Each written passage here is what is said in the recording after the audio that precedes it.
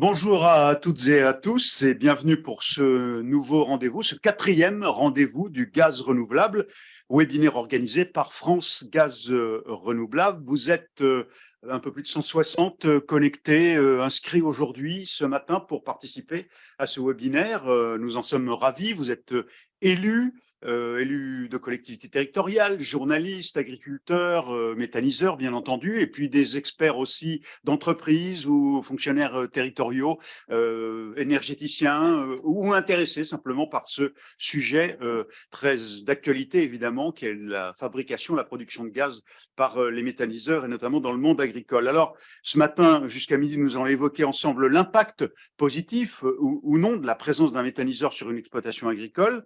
Qu'est-ce que ça rapporte à l'exploitant, par exemple? C'est une des questions. Mais quels sont les points de vigilance aussi possibles, éventuels? Nous allons donc parler de l'impact d'une installation de méthanisation sur ce que France Gaz Renouvelable a appelé la résilience. On verra ce que c'est, la résilience d'une exploitation agricole face aux difficultés qu'elle peut rencontrer. La méthanisation, source de résilience, c'est le titre de ce webinaire. Et nous verrons tout cela avec trois intervenants ce matin. Je vous les présente. L'ingénieur agronome Michael Pourcelot. Bonjour Michael. Il faut que vous allumiez votre micro si vous voulez prendre la parole. Vous êtes manager innovation au cabinet d'expertise conseil en agro-environnement AgroSolutions et vous allez nous présenter l'étude que vous avez réalisée sur ce sujet dans quelques instants. L'agriculteur éleveur que vous connaissez pour ceux qui ont déjà suivi les trois premiers webinaires, Jean-Marc Conneau. Bonjour Jean-Marc. Bonjour. Vous êtes exploitant agricole, hein, je le rappelle, en Bretagne, méthaniseur vous-même. Vous avez un méthaniseur que vous exploitez. Vous êtes vice-président de l'AMF, l'Association agriculteurs méthaniseurs de France. Et puis, Cécile Frédéric, bonjour Cécile, vous êtes, je le rappelle, l'organisatrice de ce webinaire, de cette série. Vous êtes la déléguée générale de France Gaz Renouvelable. Je vous encourage tous via le chat à nous envoyer vos questions que je vais essayer de poser à nos orateurs en votre nom et notamment à Michael Pourcelot. Mais d'abord, Cécile, je vais commencer avec vous, si vous voulez bien. En introduction, on va revenir sur le contexte dans lequel vos études, cette démarche se réalise, et notamment à travers les travaux du comité stratégique de filière gaz renouvelable. Oui, bonjour à tous. Merci à tous ceux qui sont connectés aujourd'hui et nous nous félicitons du succès des inscriptions. Oui, je vais remettre un peu ce webinaire dans le contexte. Tous nos travaux présentés lors des trois premiers webinaires sont faits dans le cadre du contrat stratégique de filière. Une slide qui devrait s'afficher pour montrer ce qu'est le contrat stratégique de filière, qui est un contrat entre l'État et les filières ENR, qui définit des objectifs pour industrialiser la filière, donc la filière méthanisation, rendre la filière méthanisation compétitive à l'horizon 2030 au travers de différents groupes de travail, comme vous pouvez le voir sur la slide, sur par exemple l'appropriation locale, l'acceptabilité, l'industrialisation et la réduction des coûts, l'accélération du déploiement. Et donc, France Gaz Renouvelable et l'AMF copilotent le groupe de travail sur les externalités positives dont on va parler ce matin. En effet, au-delà de la production de gaz renouvelable, la méthanisation offre un certain nombre de services au territoire qui ne sont pas toujours bien quantifiés ou qualifiés. Et donc, l'objectif du groupe de travail méthanisation, c'était de qualifier dans une première phase ces externalités positives et dans une deuxième phase de les quantifier. Donc, nous avons fait un travail sur une année de qualification qui s'est terminée en 2019 et depuis 2019, nous menons des études sur 4 sujets spécifiques.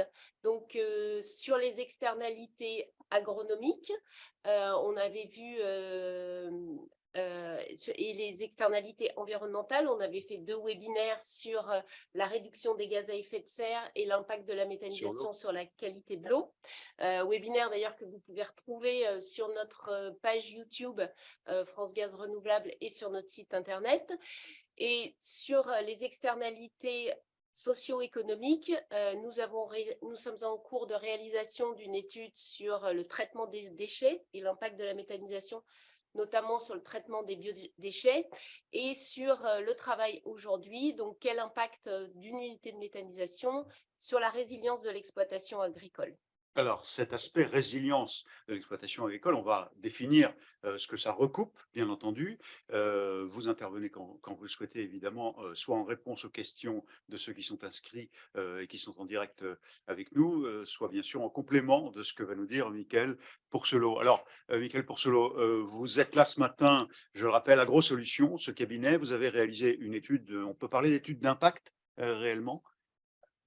Il faut vous laissiez votre micro on. Voilà. Donc, bonjour à tous.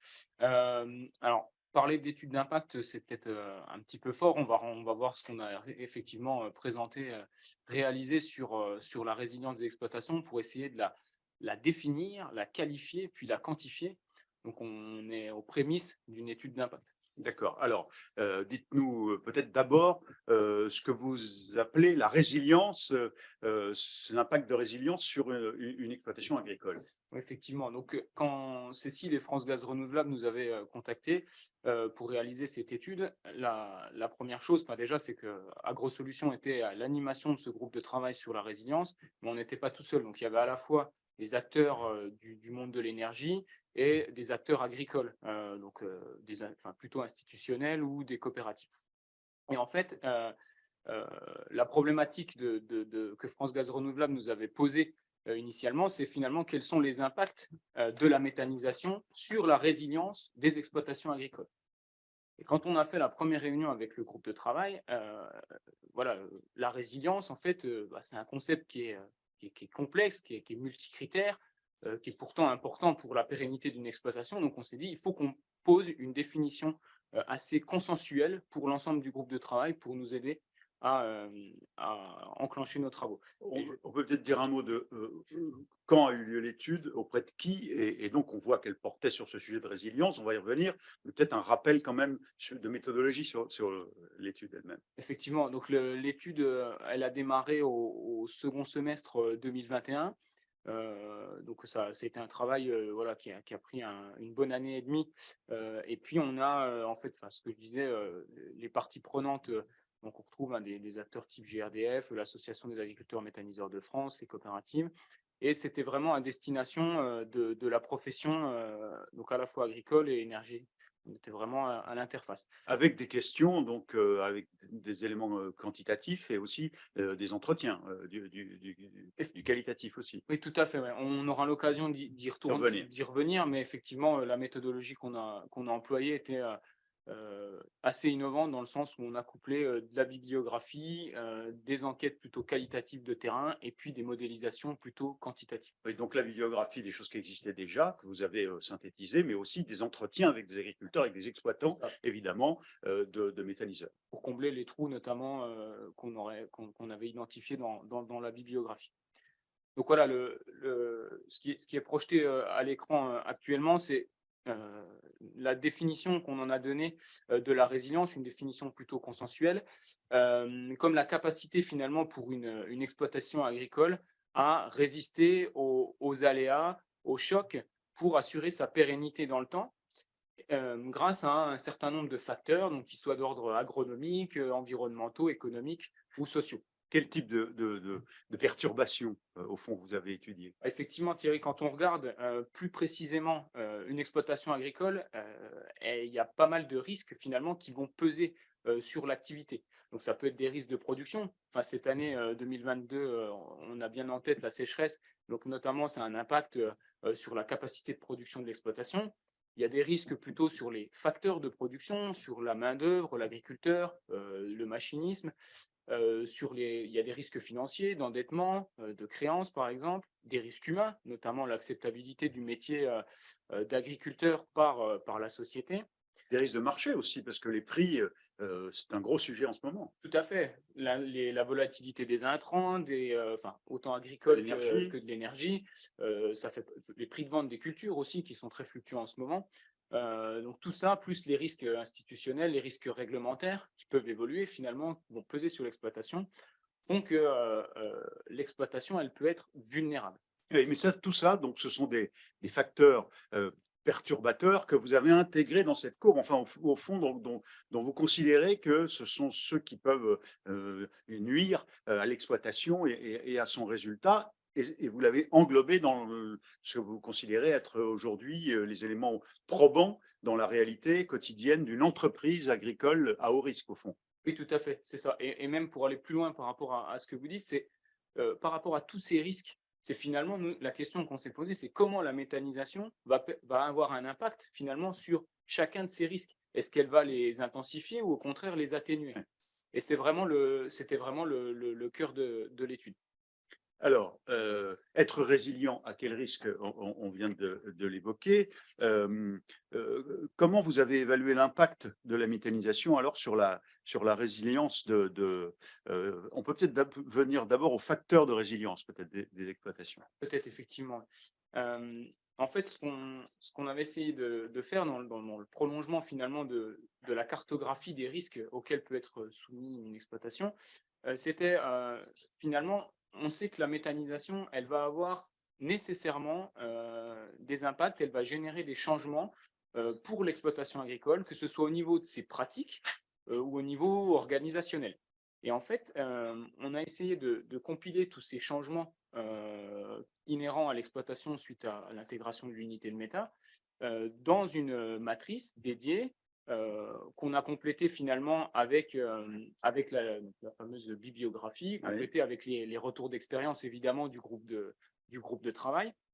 Et on a regardé pour tous ces changements, comment les facteurs de risque, finalement, les facteurs de vulnérabilité influaient sur ces changements. Alors, je voudrais me tourner à ce stade vers Jean-Marc Auneau. Jean-Marc, vous nous entendez, vous êtes là avec nous depuis les Côtes d'Armor. Un petit commentaire peut-être déjà, au moins sur les facteurs perturbateurs dans la vie d'une exploitation. Vous êtes le mieux placé pour en parler puisque vous êtes exploitant agricole. Est-ce que l'approche vous paraît cohérente? Alors, l'approche est tout à fait cohérente. Je pense qu'une exploitation agricole aujourd'hui, elle ne peut pas malheureusement se détacher du monde qui l'entoure. Donc, un premier élément qui est important, c'est la volatilité des cours, la volatilité des intrants et tous ceux qui tournent donc sur la maîtrise de notre coût de production. Mais aussi, une exploitation a une nécessité, on va dire, d'asseoir son fonctionnement aussi d'un point de vue humain, donc avoir la capacité lors d'un des salariés qui n'est pas là ou le patron qui a un problème de santé, l'entreprise doit être capable de réagir.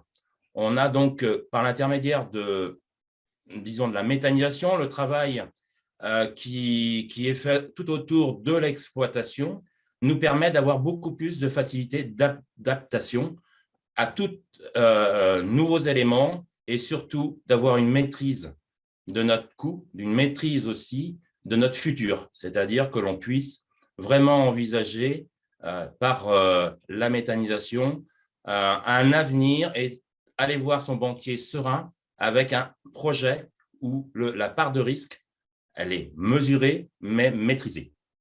Alors, on va y revenir. Évidemment, il y a une dimension économique essentielle, mais revenons, Michael Porcello, sur les facteurs de résilience. Alors, des exploitations, du coup, déjà évoquées, notamment par Jean-Marc Auneau. Oui, tout à fait. En fait, du coup, dans la continuité de ce que disait Jean-Marc, c'est que le travail, on l'a fait vraiment pour chaque grand changement qu'on avait identifié. En fait, c'est les 6 catégories que vous voyez. En fait, la méthanisation, sur l'exploitation, elle va entraîner des changements au niveau des pratiques de fertilisation, sur les productions végétales, sur l'élevage quand il y en a, sur la production d'énergie, la diversification des sources de revenus, et puis sur l'aspect social. Et quand on rentre vraiment, peut-être, je vais donner peut-être approfondir quelques cas. Oui. Sur les pratiques de fertilisation, par exemple, la méthanisation fait qu'on a un engrais organique sur l'exploitation qui est le digestat, qu'on peut épandre et qui derrière permet de se substituer, alors tout ou partie, ça dépend du contexte de l'exploitation, aux engrais minéraux qui sont habituellement appliqués pour produire en agriculture. Bon, à côté de ça, il y a effectivement davantage de digestat à épandre, donc les charges de fertilisation peuvent augmenter, mais voilà, on avait commencé à toucher du doigt finalement pour chaque catégorie comment la méthanisation allait impacter l'exploitation. Et finalement, à partir de ces grands constats, Vous vous êtes penché sur 6 facteurs de résilience possibles, hein. On les rappelle, vous venez de les citer: pratique de fertilisation, les productions elles-mêmes végétales, l'élevage, la production d'énergie évidemment et la diversification des sources de revenus. Et puis ce que vous appelez le volet social, vous direz, c'est la possibilité de créer des emplois parfois, par exemple. C'est ça, une meilleure attractivité pour l'exploitation, la création d'emplois, effectivement, parce que c'est quand même un métier, voilà, on sort du contexte de l'exploitation agricole, c'est un nouveau métier, de nouvelles compétences à acquérir pour l'exploitant et de gérer le et méthaniseur. l'exploitation, de gérer l'unité. Donc, de ces 6 méthanisation. grands postes, hein, que vous évoquez. Alors, de quelle manière? Du coup, après, voilà, j'avais commencé à l'expliciter sur les pratiques de fertilisation, mais on peut reprendre voilà, 2 autres exemples. Sur la production d'énergie, effectivement, la méthanisation, on est dans une logique d'économie circulaire. Il y a un nouveau débouché pour l'exploitation. On dit toujours que c'est un atelier supplémentaire pour l'exploitation agricole. Et puis après, sur la diversification des sources de revenus, forcément, il y a un atelier supplémentaire. On est moins dépendant d'un atelier unique sur l'exploitation. On dit toujours ne pas mettre tous ses œufs dans le même panier. Avec la méthanisation, avec une unité de méthanisation sur l'exploitation, c'est bien le cas. Alors, comment vous avez évalué l'impact? Bonne question, effectivement. Donc, à partir de ces changements, en fait, on a essayé de les traduire en indicateurs, finalement, d'évaluation de la résilience. Alors, ces indicateurs, ils permettent d'appréhender la résilience, ils ne permettent pas de l'évaluer directement, parce que c'est quand même un complexe qui est multifactoriel, assez global, donc on a essayé de l'appréhender avec tout un tas d'indicateurs. Et derrière, ce qu'on s'est dit, c'est que ces indicateurs issus de bibliographie et de retour d'expérience du groupe de travail, c'est bien beau, mais allons les objectiver avec une enquête sur le terrain, auprès des agriculteurs méthaniseurs. Alors, qu'est-ce que ça a donné? Voyons précisément l'impact et les résultats de cette enquête sur tous ces facteurs. Peut-être on peut se concentrer sur plusieurs que vous avez cités. On va parler du digestat qui est évidemment clé parce que c'est un élément de fertilisation propre à l'exploitation. L'énergie créée, évidemment. Et puis, il y a la dimension économique, socio-économique qu'on évoquait avec Jean-Marc Conneau, essentielle à ses yeux. Alors peut-être juste avant de te lancer dans le détail, une petite précision méthodologique. Oui. Donc l'idée, vraiment, la finalité de l'enquête, c'était vraiment de pouvoir comprendre auprès des agriculteurs méthaniseurs qui nous permettent de comparer finalement la situation avant l'implantation de l'unité chez eux et après. Donc partir de hors méthaniseur et la bascule, le virage, une fois Et l'installation. quelles sont les pratiques, les changements qui ont été finalement liés à la mise en place de l'unité sur l'exploitation. Et au fond, d'identifier les bonnes ou les pratiques à risque, les bonnes pratiques ou les pratiques à risque dans la façon de gérer ce nouvel outil qui est quand même complexe. Exactement, oui. Et c'est effectivement ce qu'on a. Voilà, là, on retrouve les indicateurs qu'on avait définis précédemment, qu'on a repris finalement tout au long de l'étude. On a essayé d'évaluer avec une approche qualitative dans l'enquête, et notamment voilà, les agriculteurs qui ont été interrogés. Donc, on a eu 55 retours, ce qui est quand même déjà un bon début d'exhaustivité avec cette enquête. Et si on regarde plus précisément sur les pratiques de fertilisation, c'est un peu ce qu'on avait vu dans la bibliographie. Une exploitation avec une unité de méthanisation, d'après les retours terrain, est moins dépendante aux engrais minéraux. C'est quelque chose d'assez marqué dans ce que les répondants ont remonté. Ils achètent moins d'engrais minéraux, ils en appliquent moins. À l'inverse, le volume de digestat est bien plus important que ce qu'il pouvait y avoir avec des engrais minéraux. Donc, il y a des charges d'épandage plus importantes. Il faut aller épandre plus. C'est-à-dire le diesel du tracteur, il faut le payer pour épandre. C'est ça, et puis il faut y aller. Il faut y aller plus de sorties. C'est ça, exactement. Ouais. Ça, c'est un aspect important, évidemment, mais il y a plus de masse, vous disiez, de digestat que d'engrais minéraux. Et là, il y a une compensation. Vous avez mesuré cette dimension de compensation? On essaiera de revenir vraiment sur l'aspect quantitatif. Avec l'enquête, non, c'était difficile d'accéder justement à ces éléments plus quantitatifs. Et plus précis encore, ça peut être l'objet d'une annexe plus tard. Autre facteur alors. Si on regarde notamment sur la diversification des sources de revenus également, on voit que finalement le taux de spécialisation économique, donc qui est en fait la part du chiffre d'affaires de l'atelier principal sur le chiffre d'affaires global de l'exploitation. Finalement, l'exploitation, elle est beaucoup moins dépendante à un seul atelier comme c'était le cas auparavant. Là, on vient générer davantage, un nouvel atelier, donc plus de résilience. S'il y a un atelier qui a un problème une année, la méthanisation pourra compenser. Et puis après, je pense qu'on peut, tant qu'on est sur la partie économique, le volet social est assez important. Ça a été assez marqué sur 2 points. Donc, effectivement, la charge de travail, ce qu'on disait un peu tout à l'heure, va avoir tendance à augmenter parce que c'est un nouveau métier. Il y a eu, il faut une activité penser tous les jours, supplémentaire avec une compétence technique supplémentaire à Exactement. acquérir. Ouais. Et puis, ça demande une astreinte assez importante. Par contre, effectivement, il y a une création d'emplois. Donc, dans l'enquête, c'était à peu près 2 ETP créés sur l'exploitation grâce à l'unité de méthanisation. Et puis, le salaire dégagé, même si on disait tout à l'heure qu'au niveau des charges d'épandage, effectivement, on est un peu plus élevé.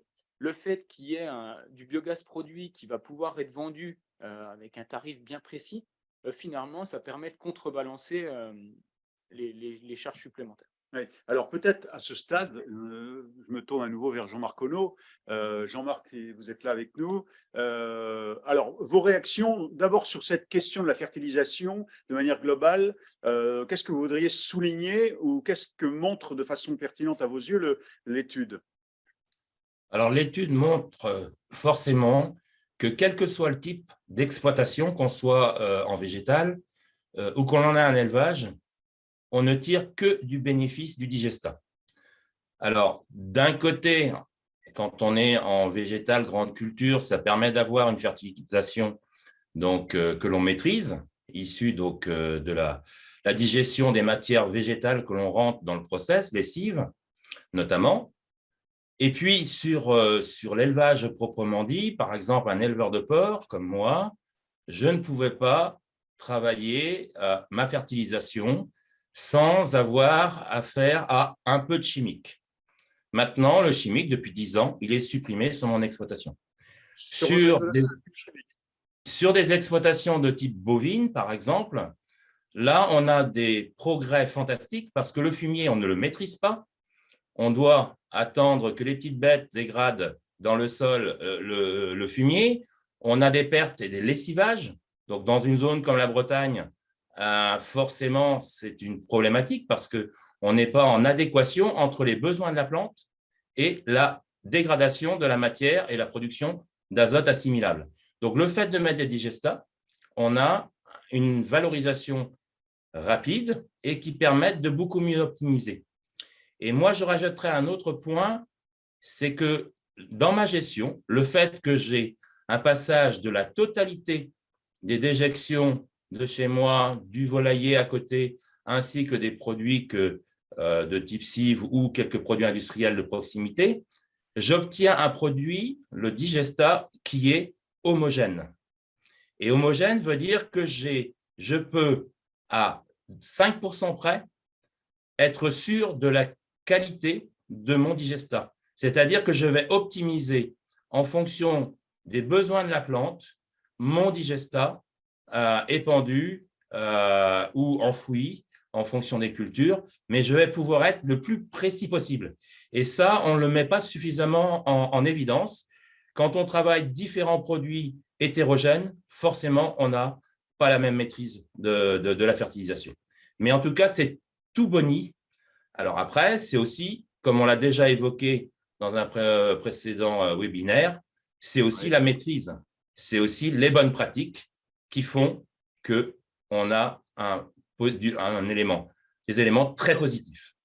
On commence à avoir des questions du chat sur lesquelles je vais revenir, mais tout de même, puisque vous parlez des bonnes pratiques, une question sur la compétence. Alors, comment vous avez acquis la compétence de gestion? Comment ça s'est passé? Et est-ce que là, l'étude donne des éléments qui permettent d'avancer?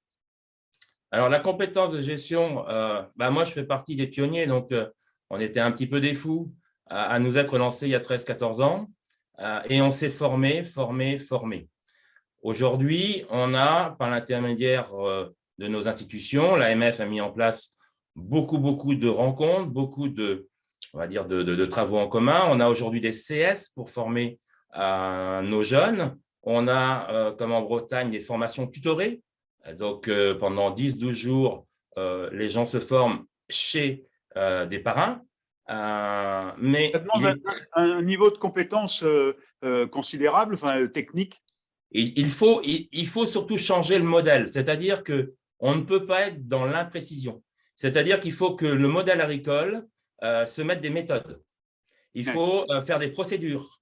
Il faut aussi partager. C'est-à-dire qu'une exploitation en méthanisation doit avoir au minimum 2 voire 3 conducteurs, étant donné qu'on n'est pas toujours là ou que l'on fait des interventions en commun. Et ce qu'il faut quand même comprendre, et ça c'est le négatif sans doute d'un point de vue humain, c'est que c'est du 24/24. Alors, nous éleveurs, on avait déjà cette habitude d'avoir une présence obligatoire, mais la méthanisation, notamment chez des collègues qui étaient plus céréaliers, nécessite une modification aussi du modèle et avoir tout un système d'astreinte, de présence, mais que le monde agricole assume à 100%. Bien sûr. Alors, un mot, puisque ce sont des thèmes qui ont été évoqués par Michael Pourcelot à l'instant, donc l'ingénieur agronome qui a coordonné cette étude. Un mot sur l'impact économique à travers notamment et social de la création d'emplois. Vous, par exemple, vous avez créé un emploi, vous poussez vos jeunes collègues qui veulent s'embarquer dans la méthanisation à créer un emploi. Et puis, on parlera biogaz aussi, la production de biogaz par définition. Sur la création d'emplois, qu'est-ce que vous pourriez nous dire? Sur la création d'emplois, moi concrètement, j'ai un emploi supplémentaire et qui permet d'avoir aussi une complémentarité par rapport aux autres activités. Comme je l'évoquais tout à l'heure, nos exploitations, elles sont un peu plus grosses, donc on est 2, 3, 4 intervenants. Et le fait d'avoir, disons, des compétences diverses permettent d'être aussi plus performants, mais tout en ayant toujours l'objectif d'être interchangeable. Ça, c'est fondamental avec toutes ces notions de procédure. Et puis, je pense que aussi, ce qu'on s'aperçoit dans beaucoup d'exploitations, le fait que l'on ait de la méthanisation, les jeunes y reviennent ou ils restent à l'exploitation. C'est un schéma qui permet de voir un petit peu le futur. C'est-à-dire que, comme je l'expliquais tout à l'heure, le jeune, il est beaucoup plus motivé parce qu'il peut construire. Et il n'est pas comme, malheureusement, quand on est monoproduction, toujours dans le stress de l'année, des cours et de ce qui va se passer. Oui. Alors, sur la production elle-même de biogaz, je le cite parce que c'est public et national, mais j'écoutais ce matin France Inter, pour ne pas la citer, dans le journal de 8 heures, un reportage sur un de vos confrères, un collègue méthaniseur dans les grandes plaines du nord-ouest de la France et qui expliquait que le gaz qu'il produit permet de chauffer les habitants de 5 villages autour. Vous-même, votre biogaz, votre création rentre dans le circuit, permet de chauffer des gens. Enfin, comment ça fonctionne et quel est le degré de production alors là? Alors là, moi, je suis un cogénérateur. Donc, cogénérateur veut dire que je produis de l'électricité pour aujourd'hui l'équivalent de 1700 à 1800 habitants. Alors, je fais juste un aparté. Je ne suis pas reconnu comme tous les collègues méthaniseurs comme site prioritaire. Et à l'heure actuelle, on parle de coupure. On est quand même dans certaines aberrations où je peux être potentiellement coupé alors que je produis pour 1800 habitants d'électricité. En tout cas, à côté… C'est notre sujet, mais c'est un sujet important, évidemment, aigu en ce moment. Oui, et puis c'est tellement dramatique dans l'interprétation qu'on ne peut que se révolter. Mais ensuite, moi, dans ma cogénération, je chauffe, bien sûr, mon élevage. Ça m'a permis de diviser par 2,5 ma consommation d'électricité, en améliorant aussi le contexte sanitaire parce qu'on est beaucoup plus souple dans le chauffage, on aère beaucoup mieux. On a aussi chauffé les voisins. Donc là, on quitte la résilience, on va dire, personnelle ou de l'exploitation, mais on part sur la résilience de territoire. Et on chauffe ses voisins. J'ai des grandes maisons aujourd'hui qui se félicitent d'avoir de la chaleur à ce prix. Et puis, on peut créer des activités. Donc, les activités, chez moi, c'est 18 salariés dans une champignonnière bio. Comme d'autres collègues ont d'autres expériences en serre et autres. En tout cas, il y a beaucoup de choses en positif.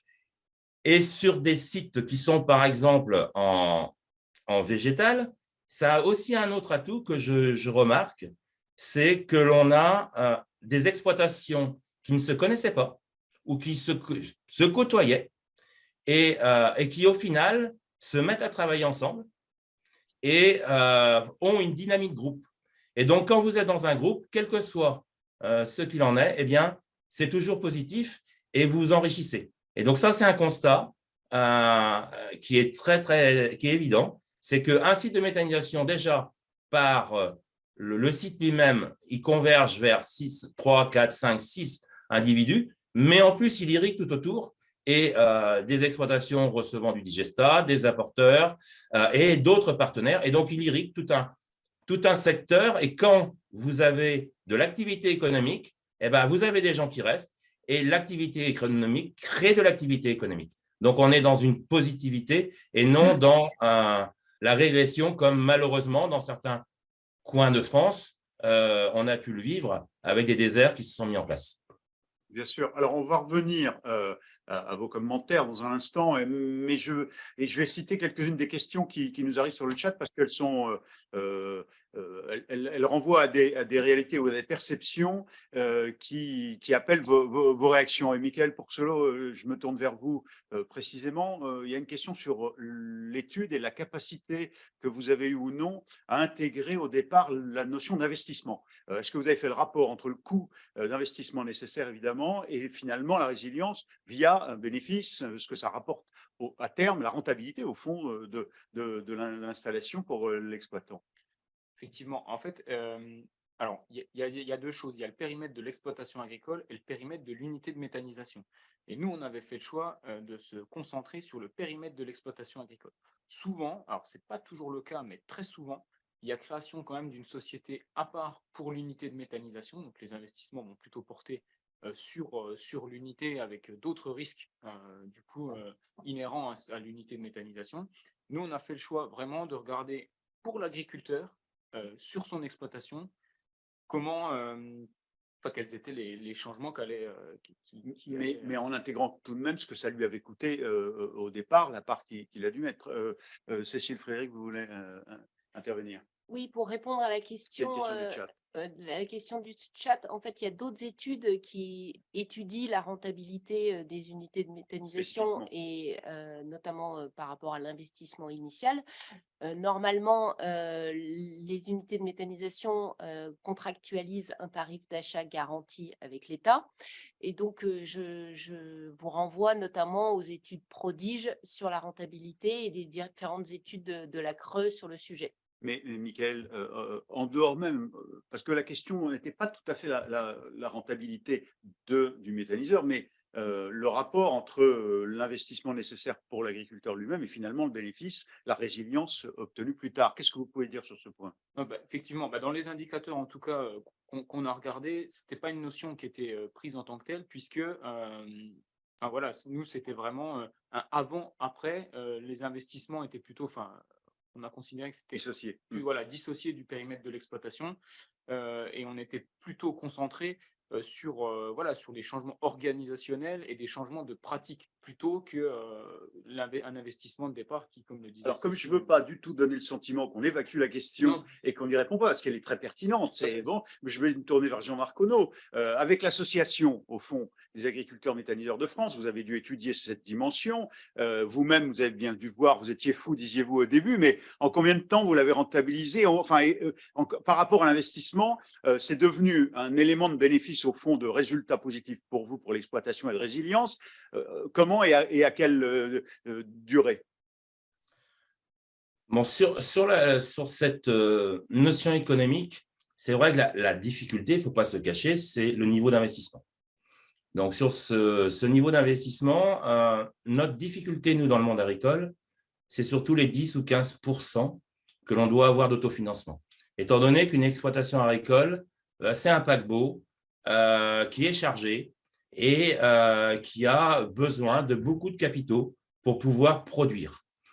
Donc, la difficulté, elle est là, d'où tous les travaux qui sont faits pour essayer de trouver des partenariats donc, pour pouvoir accompagner sur le dossier. Ensuite, je pense que la méthanisation s'est professionnalisée. On a mis en place des choses comme des chartes au niveau de l'AMF. On a tous ces échanges entre groupes. On a tous ces études économiques qui nous permettent de savoir où on va. Et aujourd'hui, le monde bancaire, avec des gens qui sont formés, accompagne. Donc, l'accompagnement, aujourd'hui, il se fait. Le seul élément qu'on ne maîtrise pas, c'est l'augmentation des coûts.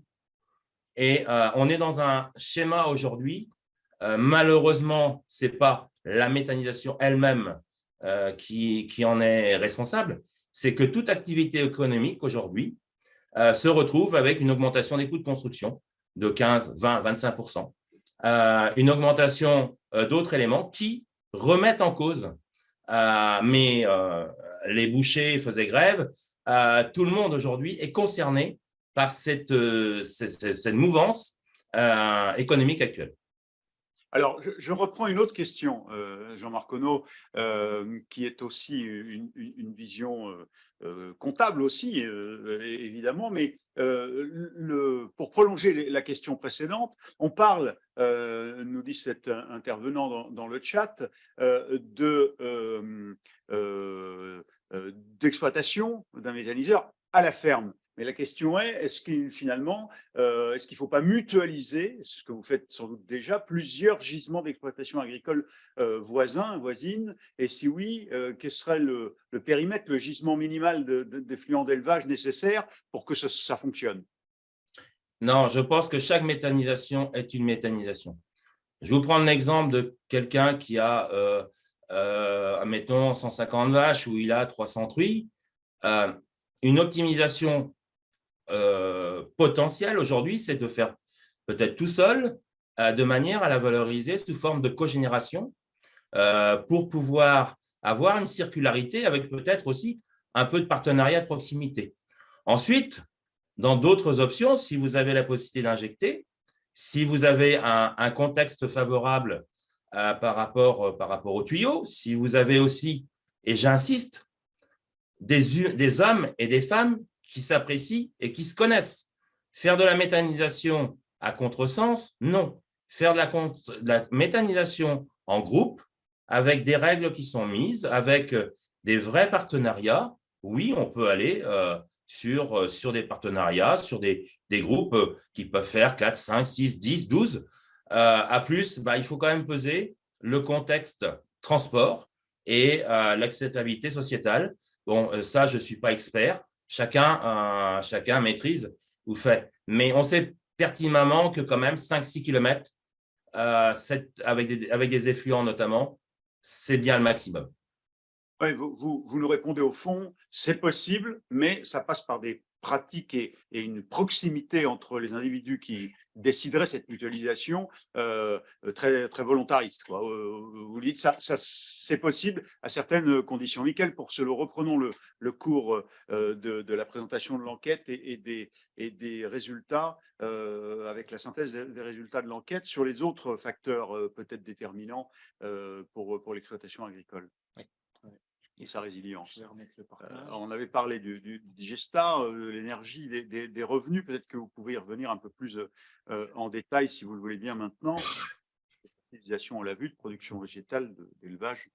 Effectivement. Bon, après, l'ensemble des résultats seront disponibles dans le rapport.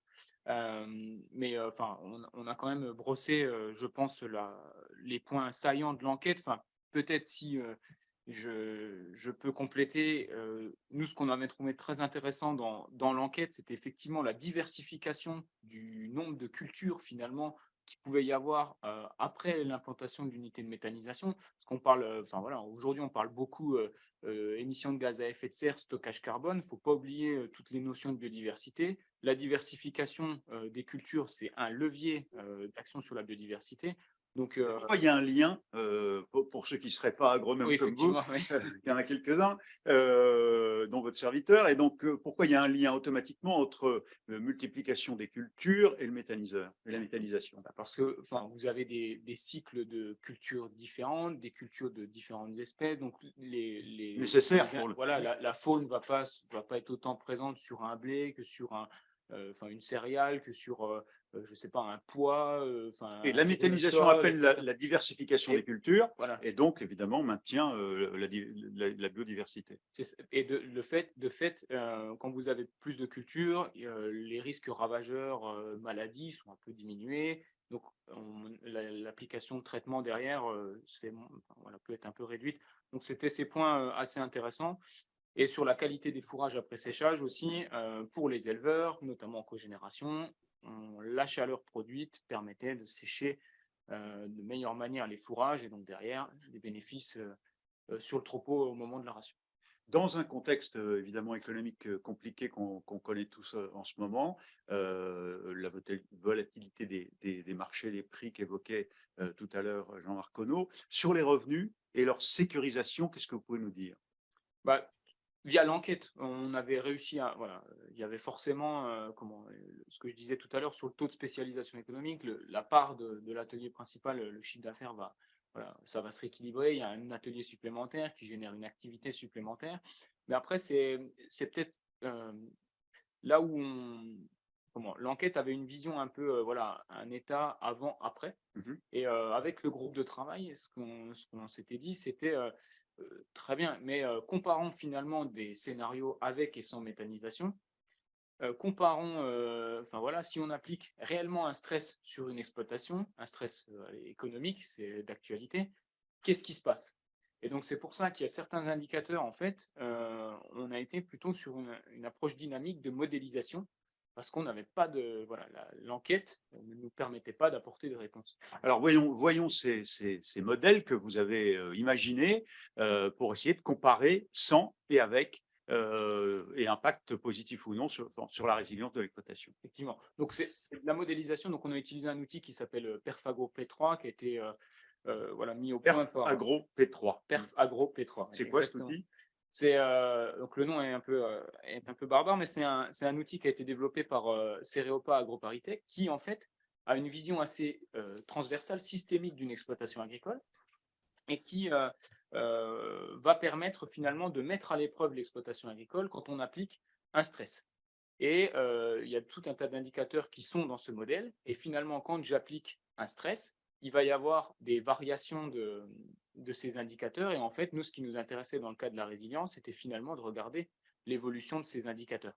Comment, quand j'applique finalement un stress économique marqué, à l'époque, on l'avait défini avant qu'il y ait ce contexte de guerre, contexte géopolitique printemps 2022. Mais qu'est-ce qui se passe quand j'ai le prix des intrants qui flambe, le prix de l'énergie qui flambe? Comment réagit mon exploitation avec l'unité de méthanisation ou sans l'unité de méthanisation? Donc, on avait pris deux cas plutôt représentatifs de ce qui se fait en France. Donc, un système plutôt de polyculture avec une unité de méthanisation en injection, directement dans le réseau. Et puis, un deuxième cas, une exploitation de polyculture élevage, avec un peu donc, sur le modèle de celui de Jean-Marc, avec une unité en cogénération. Sur ces deux modèles-là, donc, le petit bémol quand on modélise, c'est, nous, on avait quand même un temps plutôt restreint pour réaliser l'étude, c'est qu'on ne pouvait pas modéliser plus de cas que cela. Par contre, ce qu'on s'est dit, c'est que sur ces deux cas, on va faire varier la taille des ateliers, la taille de, donc la surface agricole. Il y avait une question tout à l'heure sur les tailles. Il y a la surface agricole que l'on a fait varier. Donc, plus Et là, il y a une bas, question sur le rapport à la. Est-ce que c'est aussi rentable, ou par exemple, parce que ça modifie le rapport par rapport aux ENR cogénération, par exemple. Donc, on est sur cette thématique. Tout à fait, ouais. Et donc, en fait, on a simulé différents scénarios avec des tailles sur ces deux cas, sur ces deux scénarios, enfin, sur ces deux cas types, plein de tailles différentes, donc de surface agricole, d'ateliers d'élevage et de puissance du méthaniseur, plus ou moins grosses, pour justement identifier quels étaient les facteurs de vulnérabilité et les facteurs de résilience de l'exploitation. Alors, on ne peut pas être exhaustif et les présenter tous, mais elles sont accessibles, ces modélisations. Ces modélisations sont dans le rapport. Là, on vous a remis en fait les principaux points saillants finalement qui ont abouti suite à la première phase de simulation, on va dire massive de scénarios. Donc, en fait, les modélisations, elles ont eu, enfin, on pourrait se dire pourquoi ils ont été sur des modélisations où l'enquête aurait très bien pu suffire. En fait, ça nous a permis, d'une part, d'aller évaluer certains indicateurs sur lesquels on n'avait pas de réponse, qui nous paraissaient hyper importants, et d'autres, en fait, de confirmer finalement les tendances qu'on avait évaluées dans l'enquête et dans l'analyse bibliographique. Donc, d'une pierre deux coups. Et si on regarde, bah, voilà, une exploitation agricole, elle est vulnérable, enfin, quand il y a une unité de méthanisation, il peut y avoir on en parlait tout à l'heure, un besoin en main-d'œuvre agricole spécialisée. Donc, il faut bien s'organiser, notamment au moment des pics de travail. Ça génère une montée en compétences. Donc, ça peut être l'exploitation peut être un peu plus vulnérable sur ces points-là. On retrouve les charges liées à l'épandage du digestat dont on parlait tout à l'heure, la consommation de carburant, vous l'aviez cité, Thierry. Et puis après, dans les facteurs de résilience, voilà, on retrouve aussi cette moindre dépendance à l'azote minéral, le fait qu'on peut valoriser via une unité, et Jean-Marc en parlait, l'attractivité de l'exploitation, on valorise des compétences qui sont déjà présentes sur l'exploitation, capacité à épandre, notamment, etc.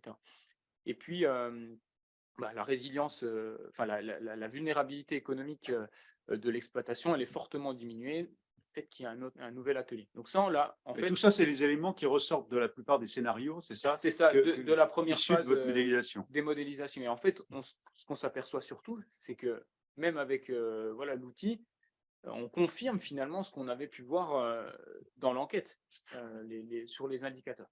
Oui. Alors, deuxième slide sur ces modélisations, peut-être. Tout à fait. Donc maintenant, là, on avait simulé quand même un grand nombre de scénarios. L'idée, c'était quels sont les facteurs de vulnérabilité, quels sont les facteurs de résilience. Maintenant, concrètement, sur nos deux cas, polyculture élevage, COGE et polyculture en injection, qu'est-ce qui se passe concrètement? Comment j'évalue mes différents indicateurs que vous avez sur la gauche? Donc, je vais juste faire un tout petit point méthode parce que je ne sais pas si vous en souvenez, Cécile, c'était assez scientifique et pointu. Mais donc, du coup, voilà, donc toutes les valeurs, les pourcentages qui vont être affichés en positif, eh bien, c'est que suite à l'application du stress, la valeur de l'indicateur, elle a augmenté par rapport à la situation initiale. Et quand on a un pourcentage négatif, eh ben, c'est que par rapport, suite au stress, la valeur de l'indicateur, elle a diminué par rapport à la situation initiale. Et ensuite, il y a deux choses. Quand on aura surligné en vert, ça veut dire que la différence va être significative par rapport à la résistance. Oui. Il y a une meilleure résilience par rapport au stress. Quand c'est en gris, c'est que les tendances sont globalement équivalentes. Donc, si je rentre un tout petit peu plus dans le détail, Oui. voilà, donc vous avez le scénario polyculture en injection, sans méthanisation à gauche, avec méthanisation à droite. Et si je prends par exemple la marge en euros par an, on se rappelle qu'on est dans un contexte flambé des prix des intrants, flambé des prix de l'énergie. Ce qu'on constate, c'est que sans la méthanisation, par rapport à ma situation initiale, j'aurais une perte de moins 56% de marge. Avec la méthanisation, je viens tamponner cette perte, je ne suis plus qu'à moins 36%. Et la différence entre les deux, entre le scénario sans méta et avec méthanisation, elle est significative. Donc c'est tout ce travail qu'on a essayé de faire, qu'on a fait la même chose derrière pour le scénario polyculture élevage. On retrouve des tendances qui peuvent être similaires, notamment sur la marge. Et c'était assez intéressant de creuser finalement sur ces indicateurs. On parlait du poids économique de la fertilisation. Quand je suis en polyculture, je m'approvisionne essentiellement en engrais minéraux. je suis très dépendant des prix du marché. Quand j'ai une unité de méthanisation, je suis moins dépendant des prix du marché, donc le poids économique de la fertilisation sur mon exploitation, il va baisser. Alors, ces éléments, on le rappelle, sont dans le rapport, Tout à fait. ces modélisations, et on pourra les retrouver, on verra comment tout à l'heure. Alors, je voudrais citer un témoignage, c'est que Jean-François Lemeur qui nous dit, en tant que responsable d'une unité collective de 24 fermes d'élevage bovin, ça permet de travailler avec les fermes de 30 à 160 hectares. Il y avait tout à l'heure une question sur les surfaces que ça pouvait impliquer, 30 à 160 hectares, du moment, c'est ce que nous disait Jean-Marc Collot finalement, du moment que l'état d'esprit des associés est collectif. Et chez nous, dit Jean-François Lemeur, chez nous, l'élevage se développe. Il y a des questions aussi sur des risques éventuels. Je vous les livre en vrac, mais sur la surface.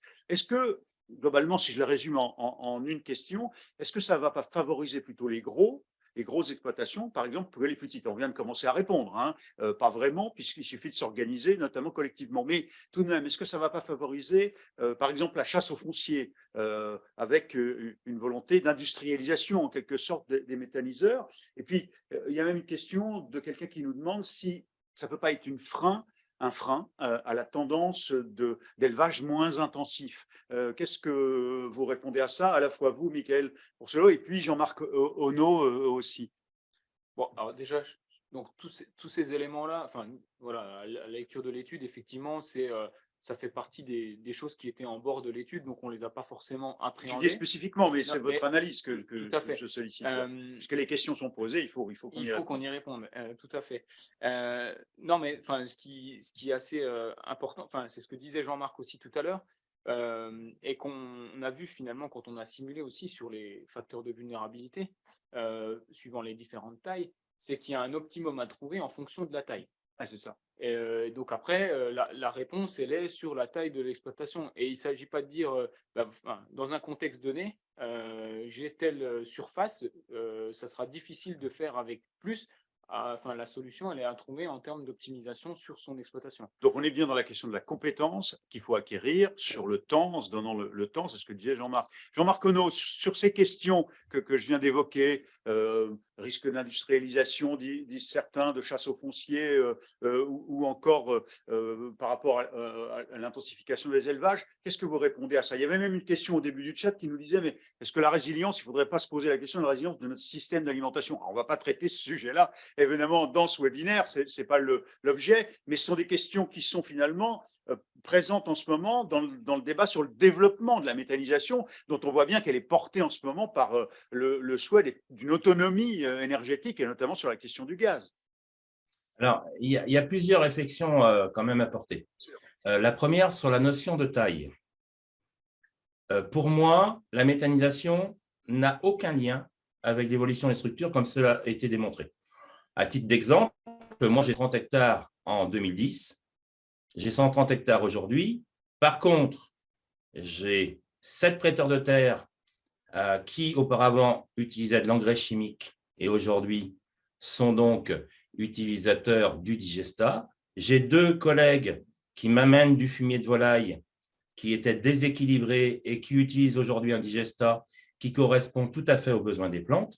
Et donc, on a fait, comme l'a expliqué M. Lemeur, avec un projet personnel, j'ai fait un projet de territoire avec des collègues agriculteurs. Et tout ça, c'est dans la bonne… collective et techniquement réalisable. C'est du collectif avec des gens qui ont envie de travailler ensemble et qui se font confiance. Moi, c'est le maître mot.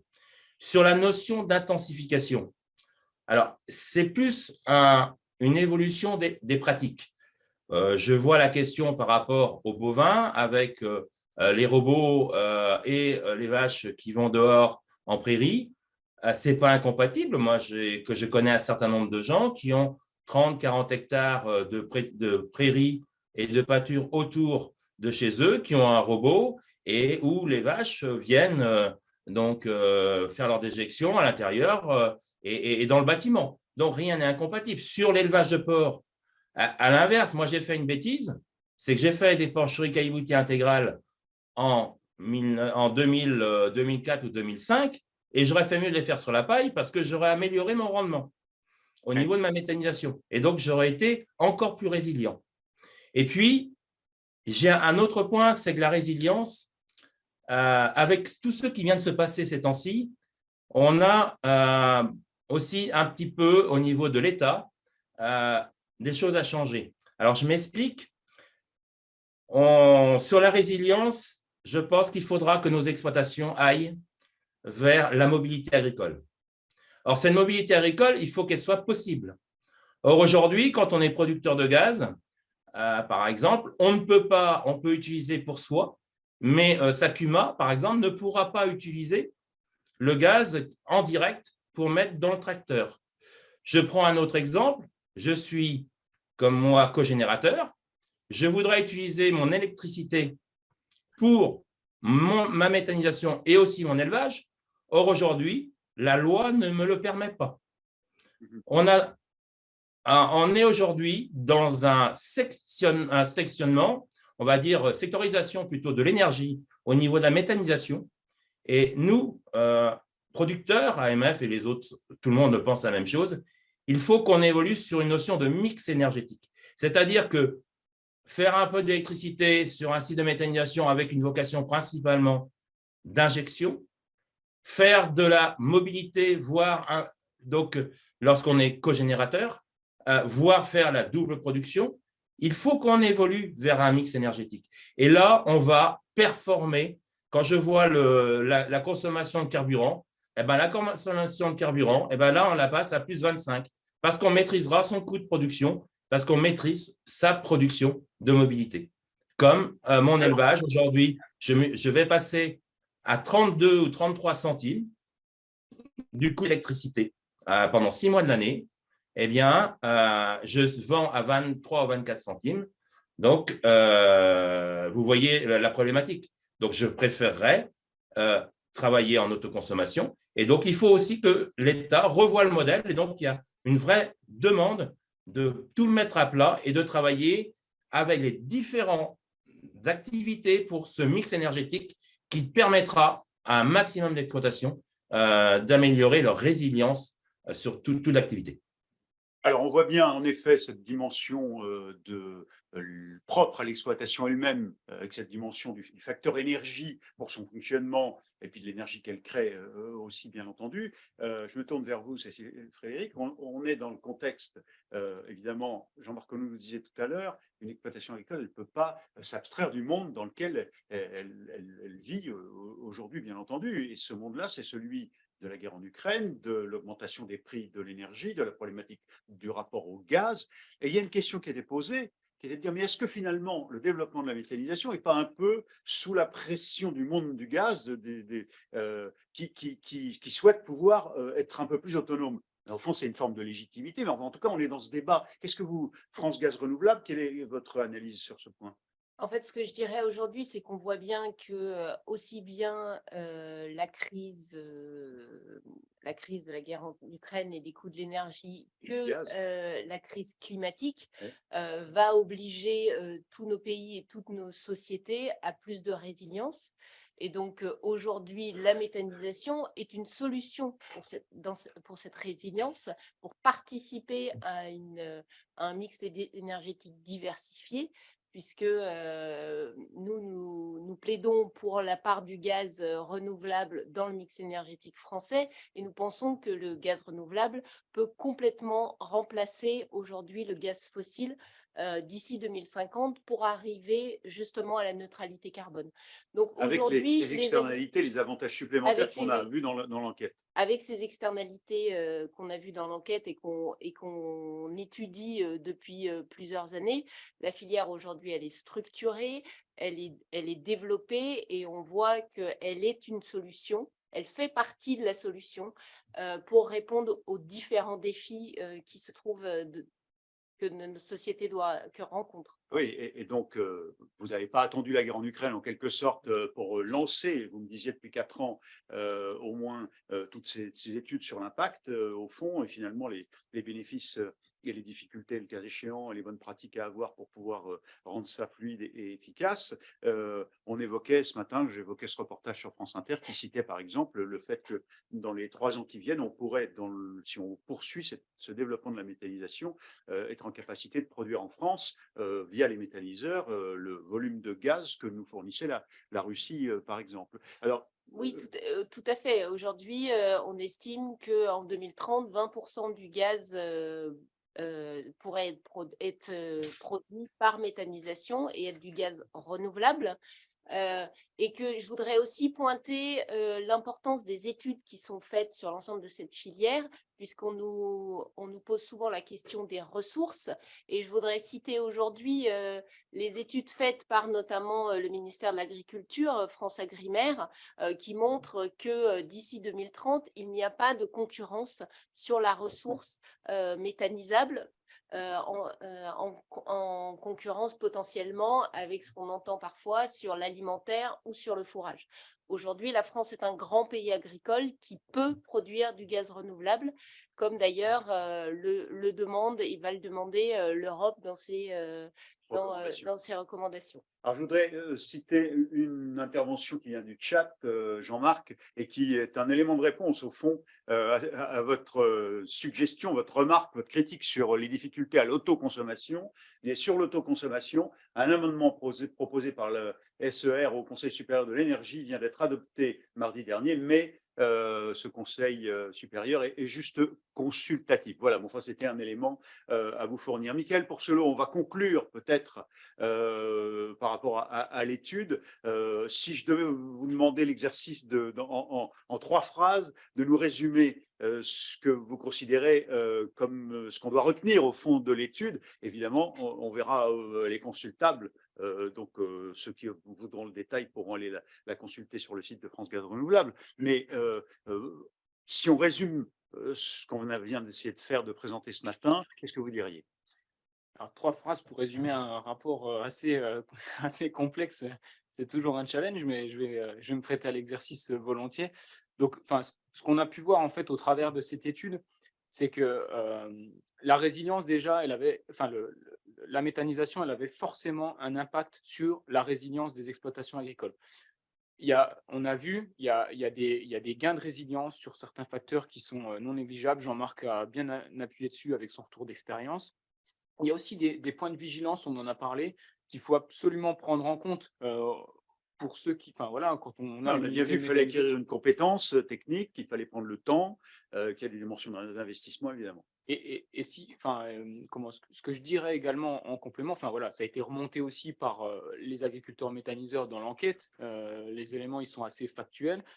Et le message que nous délivrent les modélisations, finalement, c'est que la méthanisation, elle offre un levier supplémentaire pour s'adapter aux chocs qui pourraient arriver.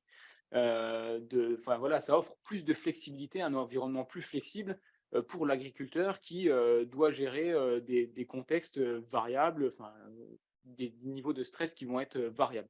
Donc, c'est l'esprit général des conclusions de l'enquête. Tout à fait. Du coup, Jean-Marc Auneau a cité ce terme.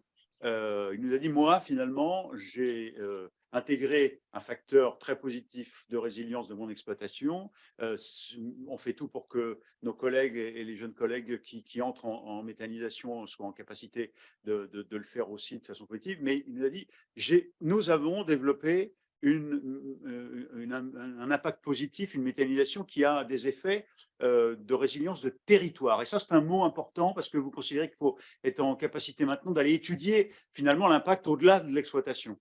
Déjà, il y avait un beau défi à évaluer l'impact de la résilience sur une exploitation. Oui. Mais effectivement, enfin, maintenant que voilà, il y a une méthodologie un peu innovante, enfin, le comité scientifique qui a évalué l'étude l'a bien souligné, on est sur des approches novatrices.